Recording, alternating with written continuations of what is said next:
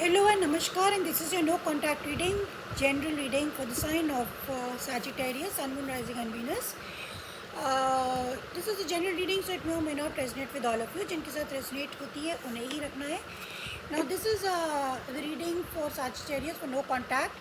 Now Sagittarius, this energy imbues power, superior confidence and enthusiasm with good faith, fortune and authority. तो Sagittarians काफ़ी optimistic होते हैं. They are very very full of fire.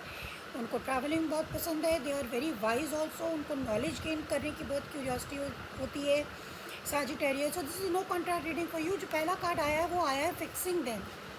Fixing them means कि आपको ये पता है कि आप किसी भी पर्सन को चेंज नहीं कर सकते जब तक वो ना चाहे चेंज होना. You can not change any person if he और she doesn't want to change in life. So ये कहता है कि यू कैन फिक्स समवन. आप किसी को फिक्स नहीं कर सकते हैं. They have to want to change. Accept them और लेट देम गो. तो आपको एक्सेप्ट करने की ज़रूरत है उन्हें, या फिर आप उसको लेट गो कर दें. Now this is clarified bye death.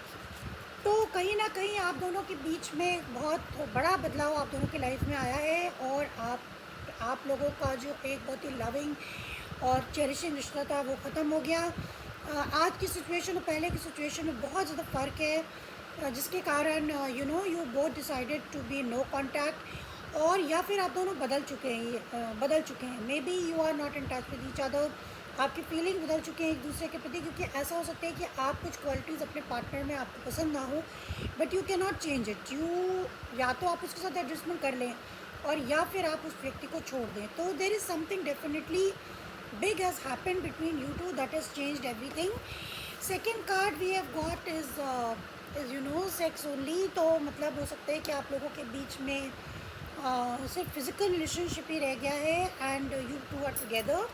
Because of that either you or your partner only want hashtag accept that, or it's okay or reach for more. तो या तो आप लोग फिजिकल रिलेशनशिप के साथ ही रहें, या फिर आप कुछ बेहतर करें एक दूसरे के लिए. लेकिन नो कॉन्टैक्ट रीज़न यही है क्योंकि physical relationship is not very lasting relationship. आपका सोल टू सोल कनेक्शन होना चाहिए. Physical relationship is very very temporary, and that is also not love. So that is only attraction, और that is clarified by the 7 of pentacles. तो कहने का मतलब ये है कि आपको समझ में आ गया कि आपको इतना ही मिलने वाला है इस रिश्ते में. That is you have a physical chemistry with each other. And या फिर आपको ऐसा लगता है कि आपने काफ़ी एनालिसिस करी इसकी कि क्या खोया क्या पाया and everything, but you found that only this much you can get out of this relationship, that is physical relationship. So you decided to part ways. Now the third is love sucks. तो आपको ऐसा लगता है कि love is very boring. Love जो है, love जैसी चीज़ कुछ दुनिया में एग्जिस्ट ही नहीं करती है. लोग छोड़ के चले जाते हैं. Love is very temporary feeling.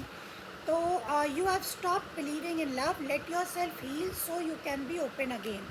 तो आपको हीलिंग की ज़रूरत है Sagittarius.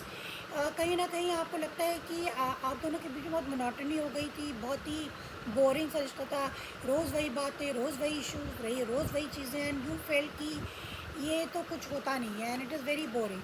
It is clarified by the 8 of cups. तो ये जो पर्सन है, मतलब आप इमोशनली डिटैच्ड है. मतलब आपने आपको आपने इमोशनली अटैच कर रखा है. Although you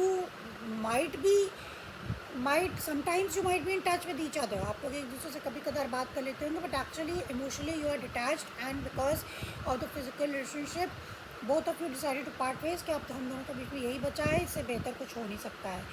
so this is what I have for Sagis for the month of January for the no contact, and I hope you got something from it. See you next time. Bye.